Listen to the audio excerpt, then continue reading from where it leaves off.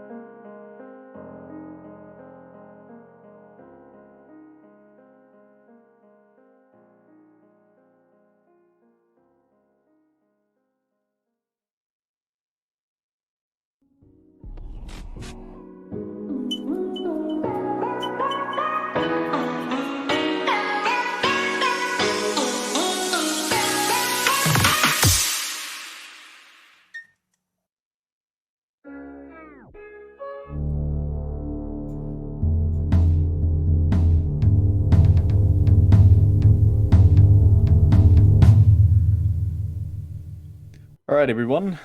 Welcome to a Vandal and a Gentleman. This very new pilot episode of this new Counter-Strike podcast hosted by the Vandals, of course. I'm Quacke. This is my co-host, T. Hello. Right, welcome. So this is going to be sort of a weekly deal. We're the new newly added casters for the Vandals team. If you're not aware, Vandals is a CSGO team playing in ESL at the moment. And we're going to be their new in-house casters, and supporting our little casting endeavor, we're going to have this little Counter-Strike talk show. It's going to be about an hour long, and well, there's no game coming up after this. We sort of figured we're going to start off with a pilot episode to try things out. This is going to be the concept. So just to kick off, T, how are you doing? Yeah, not too bad. Not going to lie, I've had a good day. Since I finished my video at 1 AM, released it, and woke up to a whole flurry of retweets and supportive messages. Yeah, I've had a pretty good day. Not going to lie. It's been fun. It was pretty nuts. I was when I saw that Fang had retweeted your video. So blessed. Yeah, that was pretty nuts. But hey, I'm just gonna piggyback on that success by podcasting with you. That's all right. It's all good. All right, great. We're gonna kick off right away because we are time limited. So to start off, I thought maybe it would just be nice to get to know us too, as you know, to casters, to content creators, and now podcasters. So to start off, I've prepared 5 questions for you that are CS related. Oh, the CS related. The first 5 are CS related, yes. I have other questions as well. But just quickly, so I'm just going to kick this right off. So first, question 1. How did you get into CSGO content creation? Oh, content creation, right. Right. It was last year in about April. And I decided that seeing as I'd dropped out of uni and then worked 2 years in a grocery store, that I had no transferable skills. So I decided to learn how to video edit. So I gathered the best of my pretty terrible Counter-Strike clips, edited it into a montage that's called like glitches or something. It's terrible. It's on my YouTube channel still though, because why not own it? And then after that, I took a few months off, made another one, then decided, you know what? I'm going to try and do what Thorin does. And I was a Thorin clone for about a month of me talking at the camera, basically the same layout as well. I'd copy-pasted everything from him, just way worse, including me, because I was terrible at it. And it was me talking at the camera going, so the coach scandal has... It was awful, but it was really fun, and I got a way better off over time, clearly. I think it goes without saying almost. But yeah, that's how I got into it initially. How about you? You know what? Honestly, I can't really remember. I've sort of just dabbled in things back and forth for a bit. I was writing for this tiny esports news site. I was volunteer writing. I had like one article that was like decent, like had some decent exposure about an Australian player. The site just sort of died out, and because I was volunteer writing, like eventually the owner just stopped talking to me. So in the end, I was like, all right, I have all of these like opinions. I have all of this like yeah, you do. I have all of these opinions, and I have nowhere else to put them except for like spamming my mates in Discord with fucking shit. So I figured, I might just like start streaming, like start doing stuff on YouTube, stuff with strat stuff. And and yeah, so that's sort of how I got into this. There's an entire era prior to this when I was about 12, which I'm not even going to go into. But yeah, I've seen some clips. That's a different kind of entertainment. It's a very yeah. You can laugh about it now. It wasn't funny then. It's barely funny now. Right. Moving on. What is your first memory of professional CS? Oh, okay, this is good. All right, so me and my friends were relatively new to Counter-Strike in like 2015. Like I think January 2015 is when I started playing, maybe. I always get the date exactly wrong, but somewhere towards the start of 2015 or end of 2014, we started playing as a group, and we didn't give a single toss about the esports side of things. We were just playing, because we thought it was a fun game. And then a major happened, and we saw the bracket like being revealed in game and like the home screen. And we saw a team named Ninjas in Pajamas and thought that was hilarious. That made us completely crack up because what a stupid name. And from that point onwards, I kept an eye on it, sort of. I'd see it like, oh, they lost to Fnatic or they beat Fnatic. I can't remember which major it was. It was the one before I started watching, so I think they lost. And I was like, oh, all right, these teams are playing. Then started watching it, slowly got into it. And ever since then, I've spent... way more time than I should watching Counter-Strike. I think I've played 2,000 and something hours. I've watched at least double that. It just started off as me laughing at Ninjas in Pajamas, and it's ended up being like a really full-on thing, like a passionate love affair. Yeah, I think, let's say early 2015, that would have been Katowice, I think. That was the year we had 3 majors. We had Katowice, Cologne, one of those years, yeah. Cluj-Napoca. Oh, maybe there was another. I don't know. I also got into CS in early 2015. I started playing in March, and I think my first memory, NIP is always that team. Like I think anyone who is a CS:GO fan is an NIP fan. Like you might say whatever the fuck you want about NIP, in your heart, everybody still has this tiny little bit of like, it's like being a Ferrari fan. Everybody likes a Ferrari. It doesn't matter. Like. I'll give you a Ferrari. Everyone has one Ferrari they love, but NIP for me, I was always I kind of liked Fnatic. When I first got into it, I started seeing like how Fnatic played, and also the stupid trash talk video they did with the like all that crap. That was hilarious to me. That was brilliant. I was like, this is proper smack talk, and it's completely unnecessary. So why not? Why not? I preferred them, but I quickly moved on from Swedish people because who doesn't, and switched to the French teams because they're really closer to my heart. Yeah, no, I think my first memory is also of a major. I remember I was out camping with a couple of classmates. And I remember we brought our phones along because it was at the same time as Cologne 2015. So we would sit in, so we would just sit in this tent. And I can remember like the first moment when I thought it was, you know, I think it was Cologne. It must have been Cologne 2015 because I remember this clip on Cobblestone where Fallen gets a running op no scope through the connector doors. Yes, That is my yes. very first pro CS memory. I'm pretty sure that was Cologne 2015. It's around that time because that was back when Fallen was playing on. I can't remember the team's name, but they were close to the major roster, winning roster, but like 2 moves away. They were 2 moves away. They were making it to groups, then getting smashed essentially, and they had one really close cobble game that everyone remembered. Yeah, it was it was either SK or Luminosity. I think it was still Luminosity. SK was Luminosity. Way in the future. Okay, it was Luminosity Gaming, just a worse version of the squad then. Because it was missing, I think, FNX and Fur. Don't quote me on any of that. I'm pretty sure Cold Zero was on the team, but he wasn't getting the support from his teammates that made him good. So yeah, I think this was the major where I think they made semis or something. They did a really good run, but then I think Envy won this major, or Fnatic. Envy or Fnatic won this major. Cologne 2015. Yeah. It wasn't Envy. It was Fnatic. It was Fnatic. Okay. No. What? We're full of crap. Wasn't it? Yeah, it was. We are full of crap. Who cares? We're not historians. Yeah. No, because Envious won Cluj-Napoca. I remember that distinctly. Oh, yeah. Yeah. All right, yeah. Moving on. Third question. All right. Without picking an existing lineup. Oh, God. What is your ideal CS team? Ideal? So, like, that fits my theory of how the game should be played, like, essentially? Whichever way you want to interpret it. Like, if there was a CSGO team, you got to put together freely. Like, money is no object. It doesn't exist anymore. Like, you can put any players together you want. Like, okay. Yeah. Honestly, my dream team is always... Well, I have to go back to the Envious lineup that I watched win DreamHack Cluj-Napoca because I was really into them, their team, their story. This was before I watched Tier 2 Counter-Strike, so I was really just devoted to them.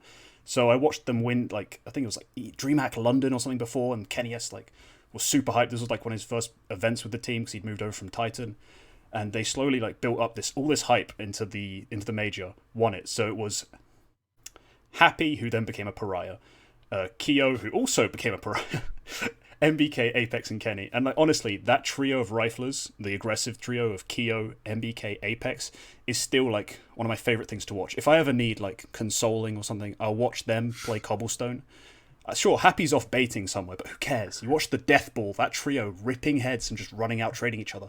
Oh, I loved it. And then KuackeCS was a beast, obviously. So honestly, you replace Happy with... Oh no, I could pick any number of players here. Anyone who plays that sort of closing role. Mezzy, let's put it that way. Mezzy's my modern kind of one of my favourite players from right now. Put Mezzy in there and there you go.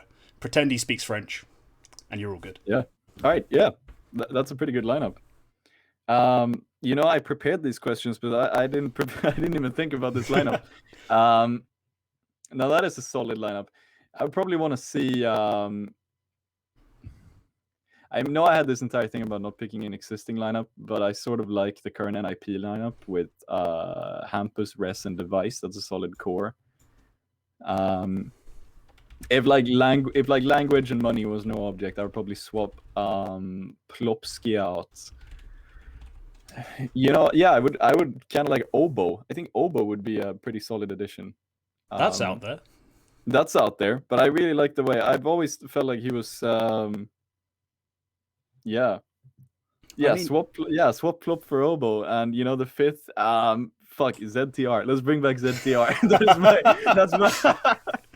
that's my ideal. As we've said, we've had this conversation a few times. ZTR could do everything but frag. Like he was a great, like really kind of complete player, but he just couldn't hit the shots in the big games. Maybe he wasn't feeling it, maybe he wasn't confident enough, but he's fundamentally quite sound. So it's not the worst idea. Yeah. I do love this Obo flick though. Just out of nowhere it feels like. I don't know, man. I feel like he would just... I'm not saying that Plopsky just isn't the kind of player for his role. And this is getting more realistic than I was intending for this segment, for this question to be. I think Plopsky is like sort of put into a role where it's not the role he's supposed to play, and he's not doing it very well. But it is a role that I think Obo could play very well. I don't know. Okay. It's been a while. You went full analyst there at the end. You said you talked about dreams, then all of a sudden your analyst brain kicked in. You're like, the roles, man, the roles. Yeah. All right. Moving on from this. This is a very simple question. Who's the GOAT?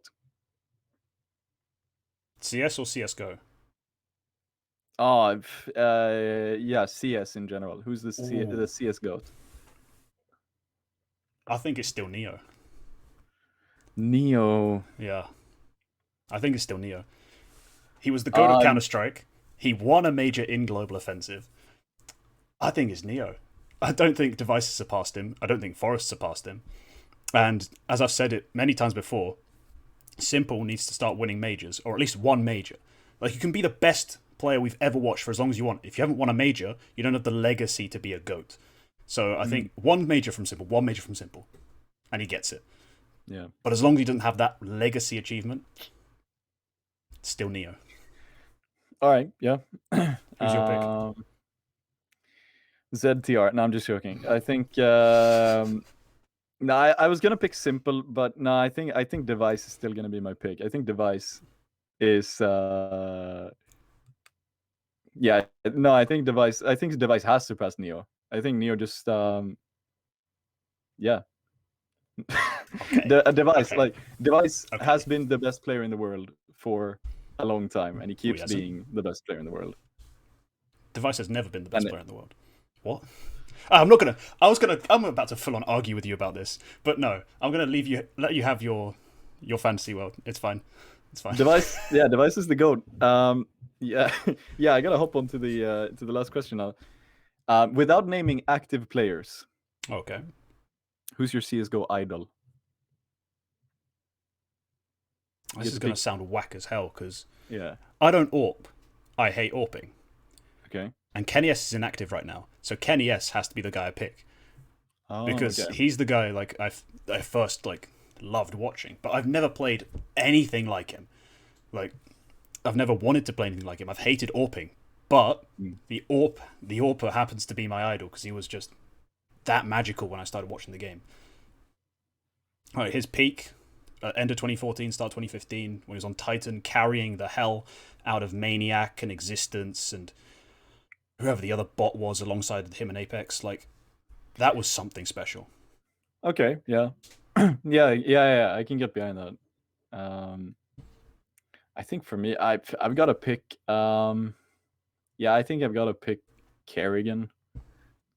Because Kerrigan is also someone who I think he's almost in the running for.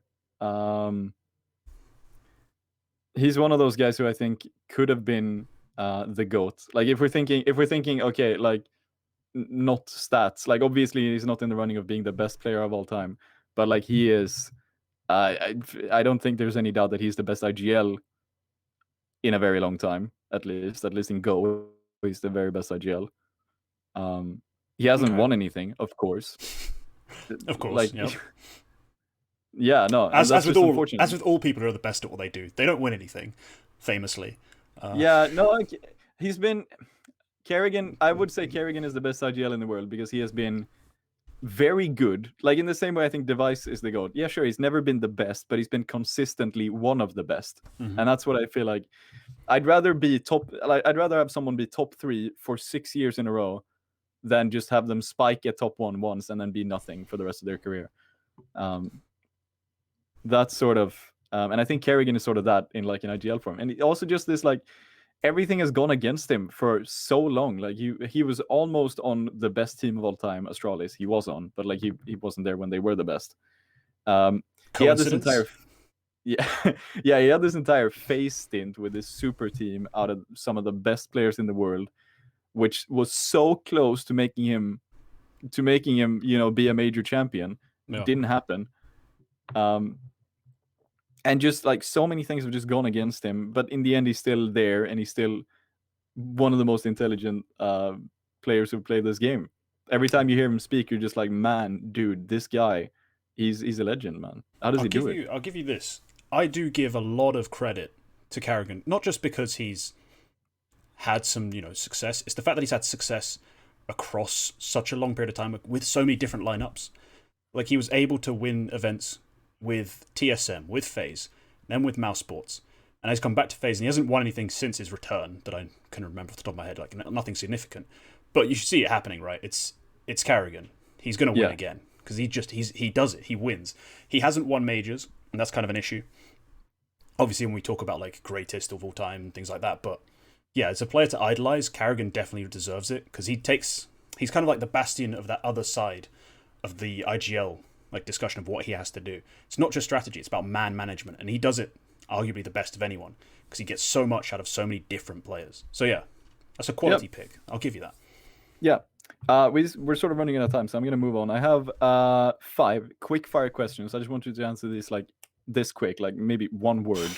Okay. All right. So you're given an entire yearly gross domestic product of the USA, their entire like national budget. What's the first thing you buy? A house. A house. All right. Great. What color is your toothbrush? Blue. What's your favorite pizza topping? Pepperoni. Pepperoni. All right. Favorite band? Bloody hell, it changes so much. Leprous right now. They're okay. Norwegian, it's fine. All right. Finally, which food item do you buy most often? You go to the grocery store. Chicken breast. Chicken breast. Okay, oh, dude, right. I eat a chicken breast every meal of the day, essentially. All right. All right. On that note, we're going to be moving on to the next segment. We're going to be moving on to EPL, which is starting soon, next week, I think. First games kick off on Monday. Okay. The ESL Pro League, 14th season, originally scheduled to be held in Malta on LAN. Unfortunately, it's going to be played online, sad, but that's the reality we live in. And the group stages, played with a round-robin format, are kicking off on Monday. So on screen right now, you can see the groups, the 4 groups out of these 24 teams. And so we're going to go through first of all, what are your expectations for this event in general? Like just generally, what do you think might happen? It's such a shame, firstly, that it wasn't a LAN because everyone's here. Everyone you'd want to see an event essentially is here. Even Sinners are here. Like the Kings of Tier 2 are here. Imagine seeing Sinners on LAN. Exactly. On LAN against like banging teams as well. That'd be the best reward. It's not just LAN against, other ranked 25 teams like Skade, which sure is a nice match for me, but the average person doesn't appreciate it. Like the average fan only watches the elite. But yeah, it's a shame it had to be online. But still, it's such a stacked event. It has like all the big guns, even some young teams with like a lot to prove.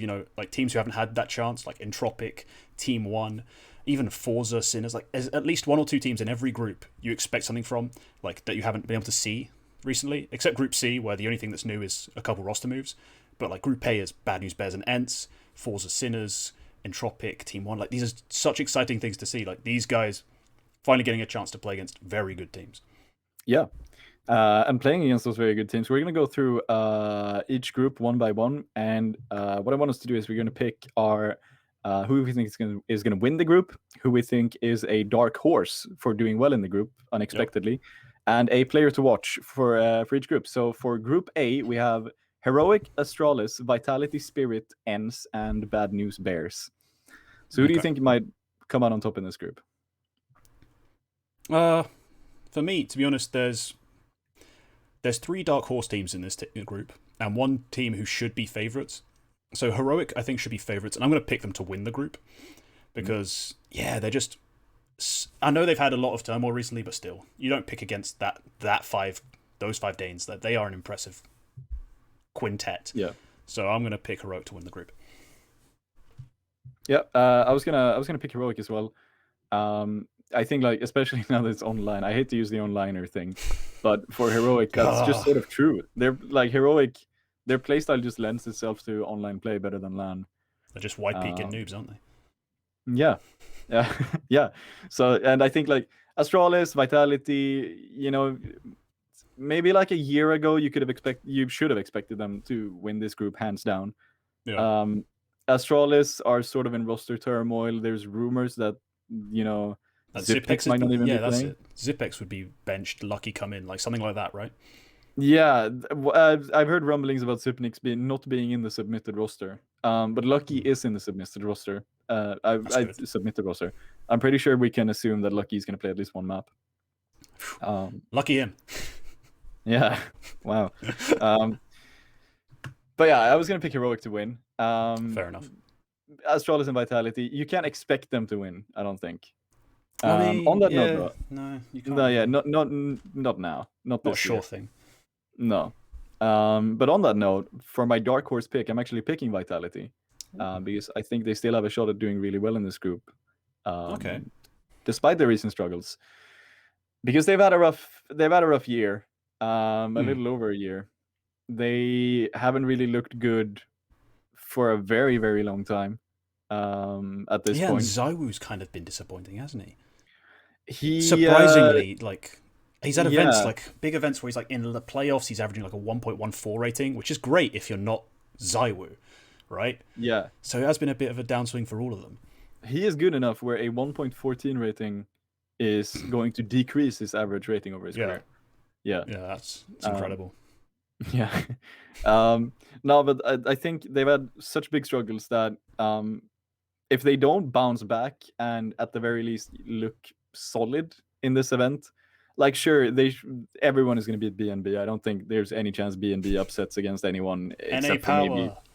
Yeah, I guess maybe they could upset against ENS if Snappy shits the bed. Yeah, maybe. But like, I want to see like Vitality at least put up a good fight versus Astralis and Heroic. And I think if they don't do that right now, after all of the roster changes and the major maybe coming up, I just don't think they're going to be able to recover this year. They're not going to be a top contender for the rest of this year if they can't bounce back at EPL right now. Okay, that's quite a statement. Just yes, I'm not outlandish, but it's quite a like something for them to have to keep in mind. You know, like this is it. This is the year.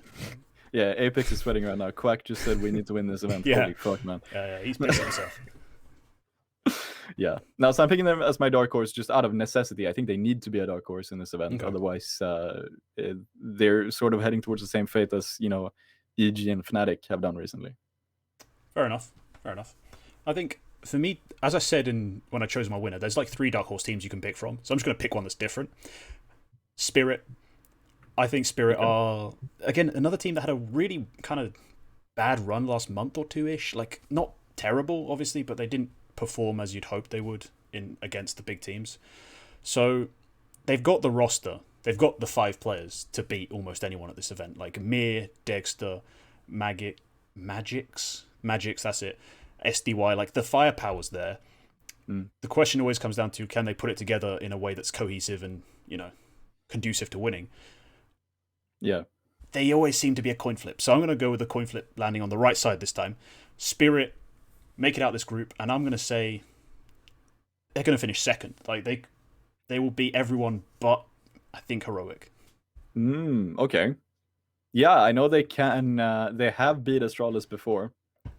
Yep. They were the ones who 15-0'd Astralis on Dust 2, and Dexter very nearly 1v5 the last round, died on the last kill. I remember that. It was some event earlier this year. Yeah, there's some beastly players. Individually, they have some monsters. Yeah. Some of them aren't even finished developing, which is the scariest part. Imagine when Magix is at full strength. Like, yeah, we've already seen Spirit have solid results. They feel like this team who always 2-1 every top team, but they can never close out a series. So I guess, I think they might do well I think they might do good as well. A lot of these groups are pretty stacked, so there's a lot of not bad choices for all this stuff. Yeah, of course. Speaking of individual talent, who is your pick for a player to watch? Misuta. Oh. I think he gets way too much disrespect. I've seen some people call him trash. Obviously, those people don't know how to watch Counter-Strike, because this guy is, sure, can be inconsistent, but when you play like the way he plays, the way the team plays, like the team have been bad. So his numbers game to game aren't going to look consistently pretty, but the way he plays and the shots he hits, the rounds he wins, Misuta's legit, and I think he's going to show up at this event. Yeah, I agree. I think Misuta. Everybody thinks Misuta is the worst player on Vitality, and I don't think that's at all true. I think everybody? Sorry. Pause. Kyojin has been receiving way more hate. Kyojin has received so much hate, like worse than Misuta by a long shot. Like that's true. Misuta's not receiving that level of abuse. But that's true. Kyojin is also the new guy. New guy always gets hate, especially when you're replacing Le Tank. Then Yeah. But yeah, I think Misuta is solid. Like he was never gonna be, a world beater rifler, but he does the job. He's solid. He's part of the reason why this Vitality actually might bounce back at this event. But I like that. Watch him beat the world. You just called him not a world beater. Watch him beat the world. Yeah, jinxed Suit it. as a monster. Yeah. For my pick, I'm actually picking someone who I don't think has any chance of even winning a game in this group, and that is Junior. I was about to say it's a Bad News Bears player in it. Yeah, it is a Bad News Bears player, and it is Junior. I think Junior he's had such a rough time with this entire Furia thing, where flashback about a year, and people were saying, "Oh, Junior should go to Liquid, reunite with Grim. They need an AWPer. You should go to Liquid. You guys should pick up Junior." Yeah, he was over. People were saying, he should replace Cirque as well in EG. Mm-hmm. Like, he was on the way to being hyped for making the step up to the top tier of NA. He went to Furia. Whatever the cause is, I don't think Junior just shits the bed like that as soon as he gets the step up to a top team. Whether it's he's playing a very different style, he's replacing an AWPer with a very different style on a team that are so unorthodox. Yeah. It's a combination of factors. It's all of that. It's the fact that it was a new team, the fact that the team played a different style, the fact that it was a kind of awkward team environment. They speak Brazilian Portuguese. I think it must have been just a massive shock for him. He's not the oldest guy in the world. He's not that young. I saw he's like 20, 21, but still, he's pretty young. So I think it was a big shock to him, and I think he should bounce back once on an NA team. I mean, good enough to be noticeable at this event. You'd hope. Yeah. But I'm not going to put any stock in it. We don't know. But I think that, if someone is going to top this Bad News Bears roster at this event, it's going to be Junior. He's reuniting with Sheikh Zula. He's reuniting with some NA names. And this is his chance to do well for once. Yeah. So that's my pick. Moving on to Group B. Who do you have picked as your winner in Group B? Sinners are winning this group. Sinners are winning this group. Mm-hmm. Any follow-ups to that statement? Oscar's going to give them that vengeance tour. Like players when they've been doubted, they got injured, and they come back and they have that season where they smack everyone up. That's Oscar. Combined with Neofrag, like the hottest young prospect in the world. Like, honestly, he's a beast. And then the team that play around him, like Shocks and... no, not Shocks. Shock. And the other kid. Not kid. The other guy's like 25. Zedko. Both nutty aimers who play like really well in the system that B-Stick calls. This team are going to upset everyone. Upset everyone. Perfect. 5-0 run. Easy. That would lend itself better to the dark horse pick. I don't think there's any question. They're favorites. Put your money on it right now. They're favorites. All right, you heard it here first. Sinners will win their group in ESL Pro League season 14. I don't think there's any discussion that G2 are not going to win this group. Speaking of dark horses. I think at this point G2 were like, if you remember Cologne. We had Navi, we had G2. Sure, it was LAN, but Navi and G2 were like the clear two teams where you went, these are the good guys. These guys are going to be in the finals. Like, you thought that already in the group stage, and then they were in the finals. It made sense. Yeah, for a team that gets ripped, like, everyone's constantly suggesting how they should change. They're really one of the best 2 or 3 teams in the world right now, which is wild, considering they talked about, like, they're scraping top 15, but they are playing maybe not aesthetically pleasing, tactically sound CS, but it's good CS because it wins rounds. So G2's a wild one. Like the amount of people who think they can fix that team when does it need fixing yet? Like, can we give it 3 months? Like, chill.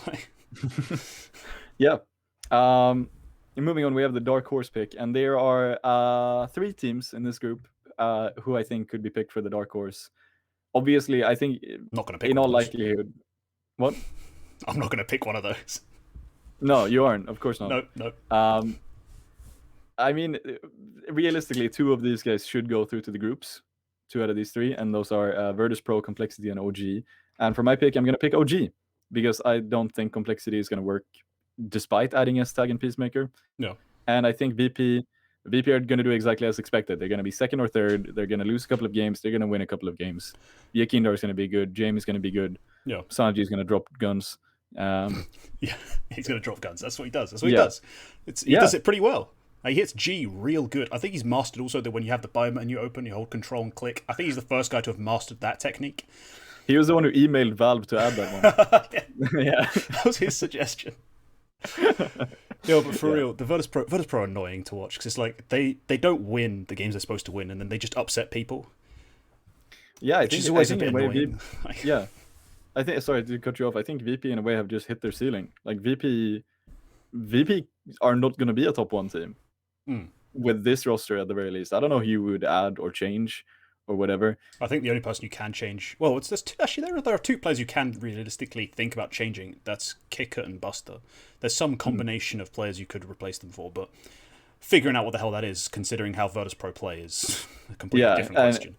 And figuring out which one of those is going to make them top 1, you have no clue. Like, I just think at this point they're riding the success of Jame and Yakindar, and Jame and Yakindar are not going to get much better. They're already dropping. What are they, like 120 plus ratings? Not Yakindar. Yakindar actually he's had a really rough time online recently, but last event that was played on LAN, Yakindar stats uptick. He went up from he was averaging like a 1.06 rating, went up to 1.1 something. With his impact, of course, his impact's always massive because he plays that ride or die, like smash your face into it. He's always going to have a high impact, but yeah, his stats did take a big upturn at the last event on LAN, so hopefully he carries that confidence into this. But my dark horse pick, is Forza. Because Forza are surprisingly skilled. Yeah, they play, again, it's not particularly unique style, but it's a weird enough CIS style of Counter-Strike that it can throw some people off, and I'm pretty sure people aren't going to prep for them properly. Like, people aren't going to treat them as seriously as they treat, the OG Complexity, Virtus Pro, G2, like those 4 guys. No one's going to treat Sinners properly. That's why they're going to top the group. But Forza, I think, are going to surprise some people, and I think they could scrape third. OG are always prime for an upset, in my opinion. I think Complexity have just made changes. If they're going to give something up, it'd be now. Yeah. So I think Forza's a surprising dark horse pick, if anything, but I still think they could finish third. So at this point, you're saying Sinners is going to win the group, Forza are going to finish third. Who's second? G2. I'm not crazy. All right, clearly not.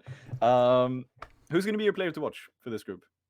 I mean, if I don't say Neofrag, I'm a fraud. Like, I've made one of my most popular videos about him. I absolutely adore watching him. Every time I can, I talk about him.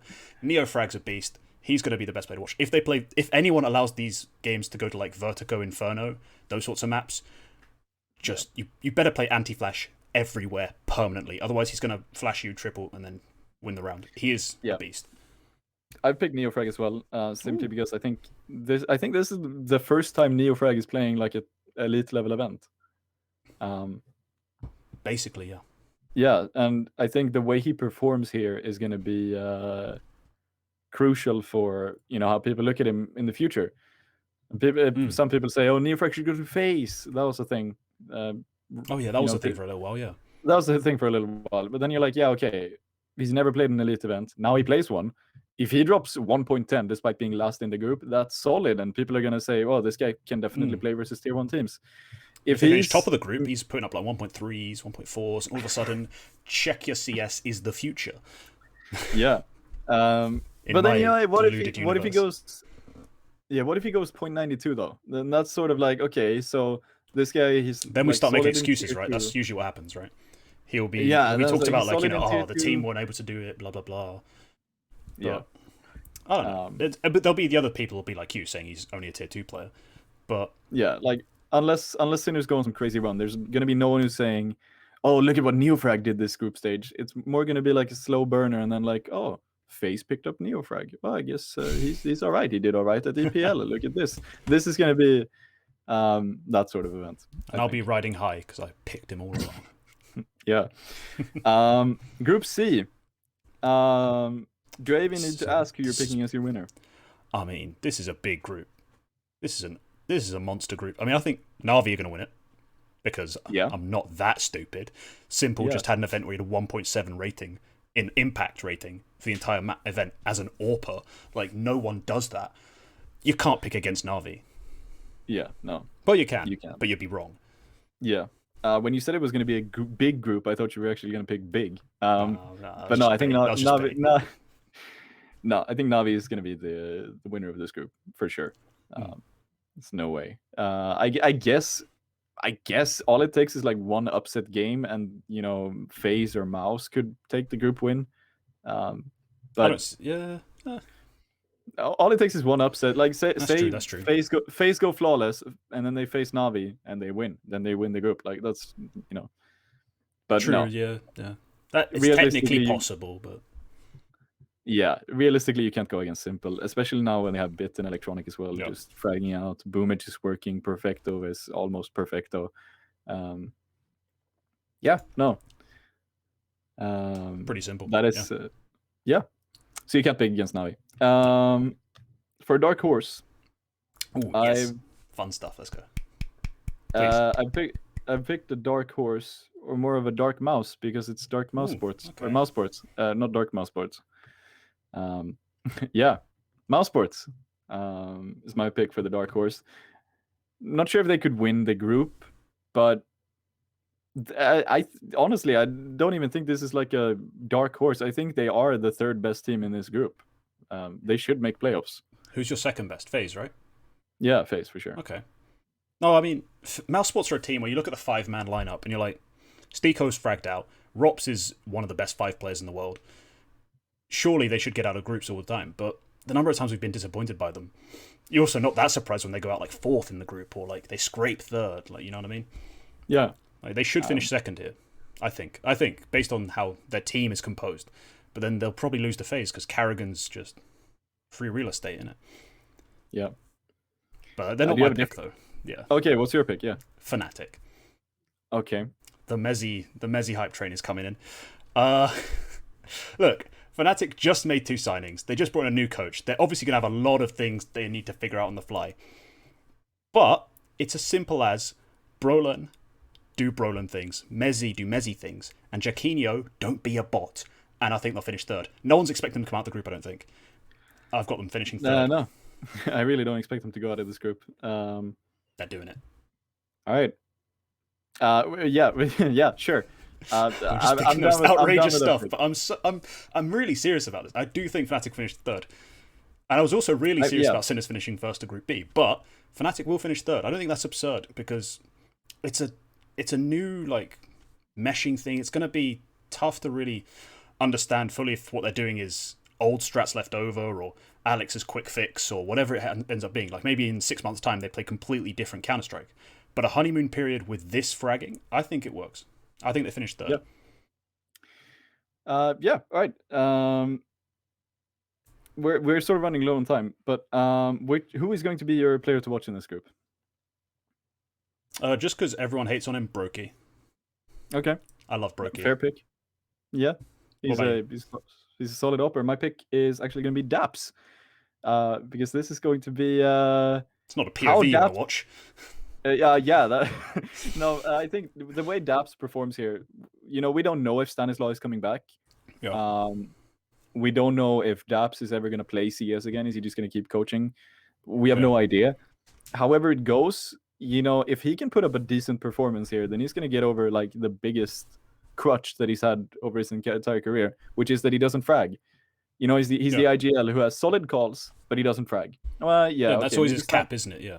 That's why Stanislaw replaces him, because Stanislaw has okay calls, but he frags sometimes. Not now. And if Daps can have like a decent enough performance, then maybe he's going to be playing on this team. Who knows? Yeah. Well, as far as we know, I mean, did the EG's official statement, was the Stanislaw hiatus indefinite, or was it a set period of time? Yeah, and we don't know that yet, so we'll have to see. So we could be seeing Daps for a while. Could be.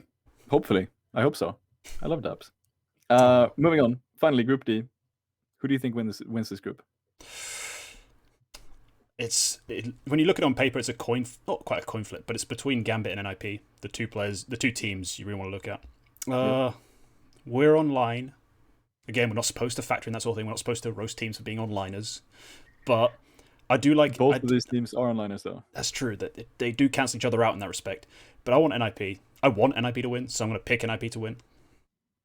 Because I think in their matchup, Device will just perform like he does. You know, put up a solid rating, outbrain them, outpick them. And then Hampus is going to do some nutty, like, Hampusy mid-rounding stuff. And it'll work out. I think that's the one matchup there to be worried about is the Gambit one. The other teams, NIP should dismantle with prep and just solid play. Yeah. There should be no issue. I've picked NIP as my winner as well. What, the Swede? No. Who would imagine? I mean, yeah, Gambit, as you said, Gambit is the one you worry about. But NIP have faced off against Gambit a couple of times this year, and they've always been close, but no cigar. It's been those 3-map series where they play a 16-14. Those sort of maps, and maybe this time it works. We don't know. We don't know how Gambit were impacted by, you know, their Cologne. I mean, you gotta say Cologne was a disappointment for Gambit. Oh yeah, yeah. That was supposed to be kind of like, you know, mentally like, yo, we can win on LAN. Bum all you who say we're onliners. Like that was supposed to be their moment, right? Yeah, but maybe that happens and they completely bomb out and now they're not even top 20. Or it's the complete opposite. They're like, okay, we just tried our hand at LAN. We were decent. We made playoffs. Now we've gotten over that hurdle and now we're going to be good, you know, even better. Yeah. We don't know. Yeah, we don't know how they're mentally going to bounce back. We don't really know enough about all the players. We know Hobbit's not a weak-minded player, but weak is a bit harsh. But, you know, I know he's not that affected by downturns. He's had plenty of like recoveries from terrible teams, terrible situations. It's just a question of if the young guys, you know, the Shiros, the Axars, Nafany, if he has faith in his calls again, like it just depends on how they recover from that. Yep. As a dark horse, I've actually picked Entropic. I think Entropic have a decent chance of scraping through into the playoffs here. Yep. They can definitely, they should be team one. They can definitely beat Furia. I think they even have beaten Furia in the past in one of those sweet snow things. Yeah. I think they can definitely beat Liquid, and you never know about the CIS derby between Entropic and Gambit. That stuff always, that's the sort of stuff that turns Gambit into a tier 3 team sometimes when they face off versus other CIS teams. So for all we know, they could definitely finish third in this group. So who knows? Yeah, no, I like the pick. I'm pick the same team. I don't think there's enough on team one to make it realistic to say they're getting out of this group. I don't think they are. Liquid, they're just, unless we hear something about a change soon, this team are going to continue to be, you know, And I think Entropic can upset them. That's going to be their defining series. I think Entropic are better than Fury and Team 1 outright. And then they just have to beat Liquid and go through in third. And I think they can. They have the firepower. They have the je ne sais quoi, you know, the ethereal magic that makes Counter-Strike. And I think they can go in through third. Yeah. Finally, player to watch in this group. Ooh. Now, the first instinct is always, you know, we're picking Entropic as a dark horse. Elian is their AWPer, their star. But just for a bit of, to make it spicier, I want to watch a lot of Linus or LNZ, whatever you're supposed to call him in NIP. Yeah, Linus, I think. I want to see how he shows up because I'm interested in. I want to follow his career. Plus, he followed me on Twitter, so. All right, yeah. Solid pick. I've actually also gone for an NIP player. I've gone for Plopsky because I think we're starting to near the... Plopsky is the one I'm going to be watching closely because I think we're starting to get near to the point where Plopsky is almost looking like the problem in this team. Okay. And much in the way that Vitality need a bounce back, Plopsky needs to start showing that he is one of the best players in Sweden as he was touted to be. Yeah, he was supposed to be the big prospect, wasn't he? Yeah, he was supposed to be Broadland 2.0, and then now he's, he needs to do something. He needs to improve. He doesn't need to be, you know, the best player on NIP. He doesn't need to be carrying them straight into playoffs. He just needs to be better than he has been because he's been worse than he has been, or than he has to be. So yeah, Plopsky is the one I'm going to be watching closely. So neither one of us have picked a player who you expect to perform. We're watching players to see if they perform, to see if they can bring that level. I think that is more interesting. You know Elian is going to put up decent numbers. There's no reason to... Why would you watch someone who puts up decent numbers all the time? You know? Why would you watch a good player? I mean, yeah. Watch someone who's wild and inconsistent. God, where's your sense of adventure? Yeah, exactly. But no, yeah. So finishing the EPL preview there, we're going to move on. We ran quite a bit over the time than what I expected. Yeah, quite far. Yeah, and we're going to go into the recent news segment. Now I've prepared some headlines yesterday. I'm going to cut across some of them right now. First of all, we just had the Turkish super team announced that has been that's really fresh. Yeah, they're called Eternal Fire, and the roster features Woxic, Xantares, Calix, Emor, and Issa, and they are coached by a guy named Bishop. Yeah, I don't know who the hell the coach is. My biggest question, now that we know this roster, does Issa speak Turkish? No, they mentioned it in the article. To begin with, they will be coming in English, while Issa takes Turkish lessons. And so later on they can switch over. Let's hope that translates pretty quickly, because he does speak some form of Arabic, because he's from Jordan. Yeah. Whether that's classic Arabic or some other dialect. Hopefully it translates quickly, because, I don't know, Turkish doesn't look like a fun language for me to learn, at least. Like, with my language base, I don't think I'd do very well. So hopefully that goes quick. Because what the hell? Yeah. The team is going to be led by Xantares, and that is sort of why I'm doubting this team quite a bit. I mean, the talent is here to make them top 20 something. I mean, Issa is solid, especially with Woxic. The pairing of Issa and Woxic is pretty exciting. Yeah. Xantares is solid. Calix is solid. Emor did really well on Sangle. The talent is definitely here to like straight carry them to top 20, like no matter what happens.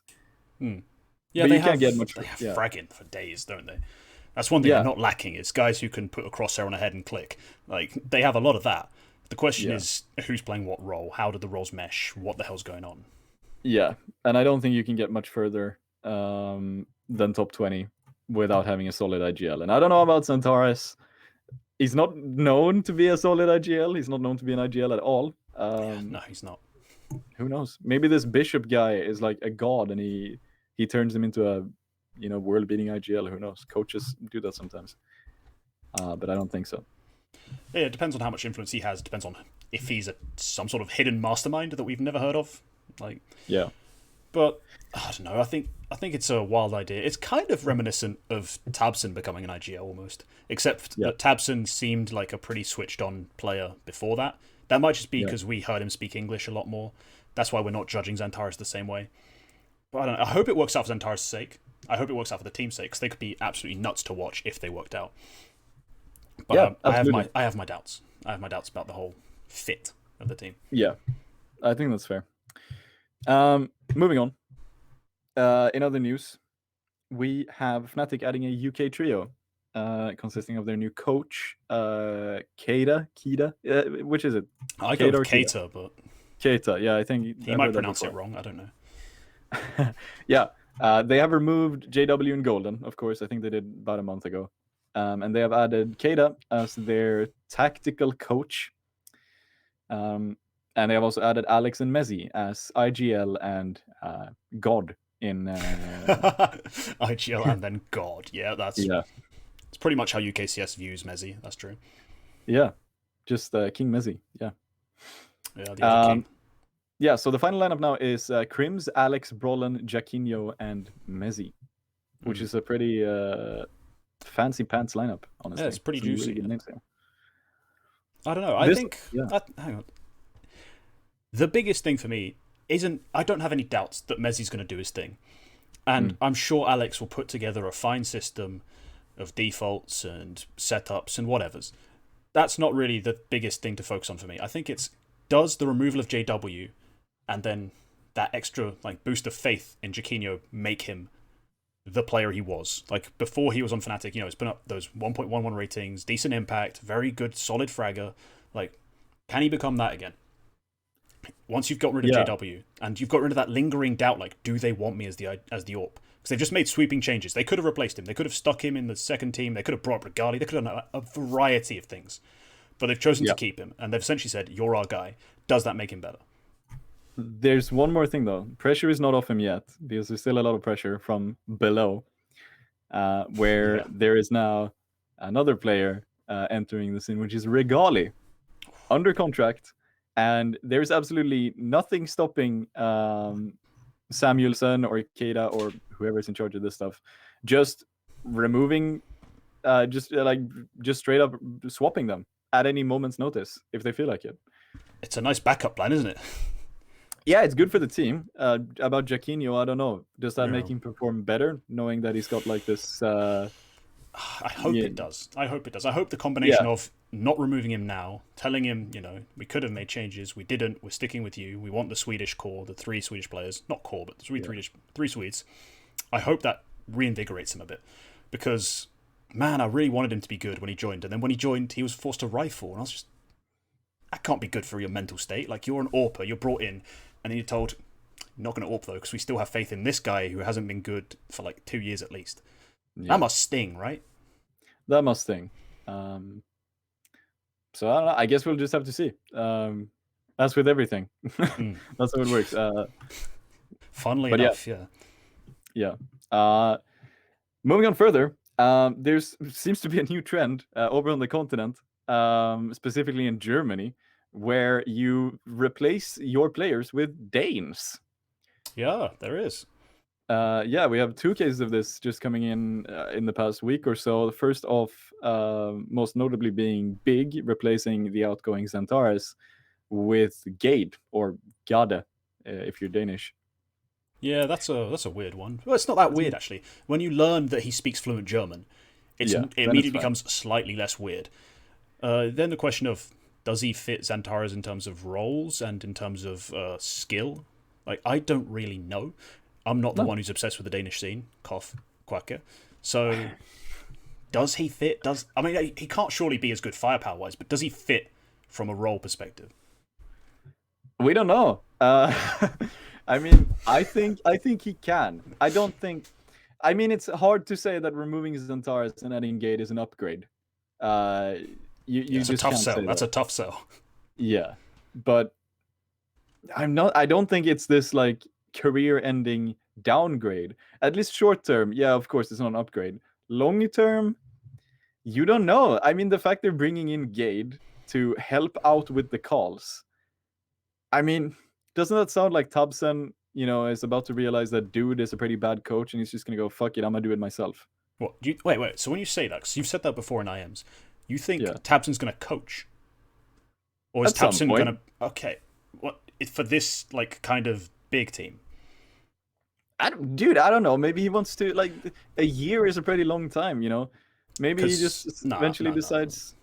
Or maybe he just decides he doesn't want to call, and then you have Gade, and who knows? Maybe Gade fits for some. I mean, I know this is, a hard sell. Maybe Gade fits Big's calling style better than Tabsen does. Who knows? I mean, who knows? I feel like his talents as an IGL are sort of wasted if he's just helping out with the calls, because the Tabsen really need help with calls. You think Gade's a good IGL, though? I think Gade is a solid IGL, yeah. Okay, so here's the solution. You make him the full-time IGL after about 3-4 months of adapting to the system, of learning who's who does what, and then Tabsen goes back to being that beast he was in like 2017, or back when he played under Block B, when he was the best pistol player in the world, an amazing rifler. Like that, if you bring back at least 90% of that Tabsen, I don't think it's a downgrade anymore. If you're just using Gade as like second caller support guy, I don't see it as much of a change. Or not, it's not a positive change in any way. It can only be bad or indifferent. So I think the long-term goal should be get Gade on the full-time call, get Tabsen back to fragging. Yep. And we got a squad on our hands at that point. Yeah. Then I think this is definitely more than of a long-term change rather than just getting someone to fill in for Xantares. Okay. I think that's just how it is. I'm assuming that Xantares left Big to play with the Turks rather than Xantares was removed and then joined the Turks. Oh yeah, there's no way. There's no way they removed him like that. Yeah. He definitely wanted to go. Like I think he's made it quite clear in interviews as well that he would love to play in an all Turkish side. It's a shame there's one guy from Jordan in there. Whatever, I'm not bothered. But it's still like kind of Space Soldiers 2.0. Back where he made his name. I remember watching those guys when they would like play like the group stage of majors. They were quite interesting, quite fun. Never very good. They never went very far, but this would be cool to see them reunite, and especially good for him because that's what he wants to do, right? He wants to play with Turkish teams. He wants to make Turkey great again. Like, good for him. Really good for him. The second case of this Danish invasion of Germany is that Rals has joined Sprout in place of Dennis, who was benched earlier this month, I think. Yeah. I don't know about this move. I mean, this is not... I think Speedy is still calling. I'm pretty sure. Yeah, Speedy is... Well, he's listed as the IGL. I see no reason to disbelieve that. It's not like Rouse was historic. He wasn't calling on Lyngby Vikings. That was Bird from Sky. So there's no reason to believe it's changed. It's still Speedy. I think Rouse has to come in as a firepower move because on Lyngby Vikings, he did have like kind of a career year type. Like his stats were nice. He put up some nice like performances. I think it's a firepower thing because Dennis is and has been for years terrible. So it's an upgrade. It's an are there upgrades you could have made within the German scene? Like no, a lot of people like to talk about Crimbo. Yeah, no, fuck him. There you go. There's one perspective. So I like the idea. I like the idea. Is what I'm going to say. I think all of the German talent that is in any way noteworthy right now is in Big, Sprout, or JDC or Process. Process, Process is a sleeper. A lot of people I don't think have noticed Process because of all the Regali hype at the We Play Academy, and then Munzi being huge, Torshi, these other guys who are like pretty big names in terms of prospects. Process has been surprisingly good and pretty impactful. Like watch out for the future of German Counter-Strike. There are some promising young players. Yeah, but also Rals has experience. I mean, this sort of like you don't really notice it, but he actually played 2 majors back when CSGO majors was just starting to be a thing. But for who? I think he was on 3D Max. Exactly. But he said he was in this interview with HLTV where he said that I have a lot more to give. Everyone fucking says that. Yeah. I had to say that to every teacher, like, oh no, don't flunk me. I have a lot more to give. I said it every time. It was a lie every time, but I still said it. Like players always say that. I don't put much stock in it, especially guys who are 25 and over and see it in Counter-Strike and esports in general. They have to say it because we start writing them off at that point. And I do think it's a good move. Though I don't think we have to justify it with any of that sort of stuff. It's minus Dennis plus anyone else. It's almost guaranteed to be an upgrade. So I'm fine with it. Yeah, I think Rals alongside Faven is like, Sprout has always just been, or always, but recently it's mostly just been a Faven carry. And if Rals can keep putting up pretty good numbers in tier 2, then Rals plus Faven could make Sprout like a solid top 20 team that stay there. I'll give them like, bordering on it. Like the teams who are around the lip. Like so there's Counter-Strike. A lot of people like to talk about how it's gotten more competitive. I don't think they always put it in the right terms. They always talk about it like the top teams of the past were terrible. It's more that now teams like 15 through 35 are all like this close to being ready for tier 1 Counter-Strike. We have so many more good tier 2 teams, not just random mixes and like lemon dogs and crap. We have actual teams below rank 15, and that's the difference. And if they can put themselves towards the top of that to be like ready, say the next German player, like from these youth players we're talking about, suddenly becomes available, has been fragging out, they could make that one change and become another good German team that could contend amongst the top 15, top 10. Like, I think that's the sort of move you're setting yourself up for. And I also feel like we need to mention experience, because remember that Cressy and Slacks, they sort of were nowhere before joining Sprout. You don't really know, like, they played for Attacks. Oh yes, they were nowhere. Yeah, agreed. Yeah, they just sort of showed up in Attacks. They were there for like a couple of months, and then they moved up. Yeah, there was nothing else to it. And sure, like Dennis was also experienced, but Dennis was also in Sprout for like 4 years. So like, how experienced can you really be? At least Rals has been around a bit. He's played with Dennis before then was on the Mouse Sports teams, where he was an anchor in every way possible. Like he was dragging that team down quite hard. So was Spiddy though. But Spiddy wasn't calling. He was supposed to be a fragger at times. So, it's a good move. I think it's a good move. It's an exciting move. Let's move on to the last point. I had some more points, but we are starting to run out of time. So let's just do this last point because I feel like we can't end the show without talking about it. Complexity. We touched on this earlier. They have replaced one of the best supported riflers in the world, Rush. Don't at me. With S-Tag. And to complete this move, they have also replaced Kira, their outgoing coach, with Peacemaker. Yeah. I hate so much about the move. Not that I hate S-Tag. I hate the fact that S-Tag keeps wanting to play the entry role. Of course, he doesn't play on this team if he wants to play, his passive mid to late round sort of roles, which he's been, in my opinion, better at. So he has to be an entry if he wants to play on this specific side. Mm-hmm. I just think it's slightly a waste of his mid to late round intelligence because he's a smart player. But I guess at the same time, he therefore has the brain to know someone has to do it. Someone has to do the grunt work, the die so that BlameF can trade everyone. Someone has to do it. I think he gets credit for that in some ways, but also I always get so annoyed to watch. He's not clutching. He's not making those mid-round little lurks and reads. Slightly wasted, but overall, I'm going to honestly say it is a good move. It is an upgrade. Yeah, I hate to say it, but I think with Peacemaker coming in, that's what makes us an upgrade for me. Because now you have this trio of BlameF, S-Tag, and Peacemaker, who were fairly solid on Heroic. It was a dynamic that worked. If you just brought an S-Tag for Rush, then I would have been like, no. I mean, Rush... There was a good dynamic between Rush and the other players as well. Rush and Config, Rush and BlameF. That was also a solid combination of players. Mm. So, and then bringing S-Tag in to just disrupt that entire, flow. That chemistry. Yeah, that entire flow. Sort of. I wouldn't know about that. But, they're bringing in a new flow. And I think that has the new potential Danish to be, flow. Yeah. And I think that has the potential to be pretty good. It's a pretty good team. It might be a pretty good team. Now JKS and Poison become the odd ones out because Rush was a scapegoat. Rush was not the problem with complexity. He never was. They just needed to do something. Made sense to remove Rush, especially if you could get S-Tag. Mm. But JKS and Poison now become the two problems in this team. The two biggest question marks, yeah. Yeah. Poison, the performance is there. Mm-hmm. And a good player doesn't just become bad. There's always a reason. Sometimes that reason is internal, something they're doing. Sometimes it's an external reason. And whatever it is, maybe complexity can solve it, maybe they can't. As for JKS,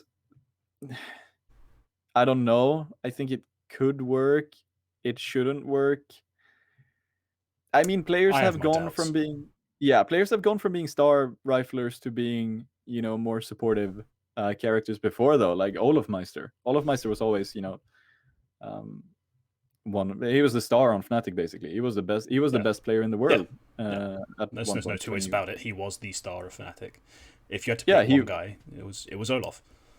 Yeah, he was the best player in the world in 2015, I think. Yep, number one. And then as soon as he left Fnatic and went into FaZe, he was suddenly playing this supportive role. Other examples, Twists. Twists, obviously he was never, the best player in the world, and he was never the best support player in the world, even if he said it himself. Did he? Yeah, he said it once in an interview in 2019 or something. He just said he was just standing at the desk. Yeah, he was just standing at the desk and he was like, "Yeah, I think I'm one of the best support players in the world right now." But maybe he maybe transitions well, but we've watched it for a decent amount of time now. Hasn't really worked, but whatever. But yeah, who knows? Maybe all they need is one more month or two more, one more month. Yeah, one more month. One more 16th to 24th. One more, just one more. Yeah. So no, it's an interesting move to say the least. I think it's about time we start wrapping up this show. Okay. I think this has been a successful pilot episode of the A Vandal and A Gentleman podcast, hosted by the Vandals. Yeah, it's been. It's great to have a platform to do this sort of thing on. We wanted to share our terrible opinions with the world for quite a while, and the Vandals decided, hey, we're going to be the ones who let them. So, absolutely. And for that, we are very thankful. Follow the Twitch channel. You can find the Vandals socials on Twitter. I think it is the Vandals HQ there as well. Yeah, the Vandals HQ. You can do the !Discord to find the Discord link for the Vandals Discord. Something to always shout out is the Vandals are a Razer streamer, so subs get access to Razer discount codes early. So yes, if you want to sub and get some cheaper Razer gear ahead of time, that's the way to do it. Absolutely. As for that, thank you so much for watching. I've been Quack. This is T. You can find our socials flashing across the screen now and again. On Twitter, I am Quack69. You are _T_CS because that's catchy. Catchy as fuck. You can find our Twitch links on QuackeCS and King T2 Electric Boogaloo. Again. Yeah. Brilliant.